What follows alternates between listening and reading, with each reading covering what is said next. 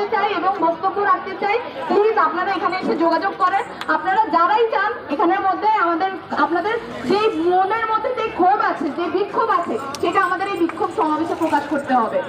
আপনারা এসে আপনাদের মনের যে বিক্ষোভ, যে ক্ষোভ, যে দ্রোহ, সেগুলো প্রকাশ করার জন্য আমরা প্লিজ আপনাদের আহ্বান করছি, আপনারা এসে সেটা জানান। এবং আমাদের মধ্যে একজন আবু হুরায়রা, উনি আমাদের মাঝে ওনার বক্তব্য রাখতে চান। আসসালামু আলাইকুম সবাইকে। বিশিষ্ট ছাত্র ভাইয়েরা, আমরা আজকে বহু প্রতিকূলতার মধ্যে বাংলাদেশের ছাত্র জনতার যে শক্তি তা সরকারের কাছে প্রমাণ করেছে। বাংলাদেশের ছাত্ররা কোনো অন্যায় বৈষম্যের বিরুদ্ধে মাথা নোয়াবার নয়। বাংলাদেশের ছাত্ররা কারো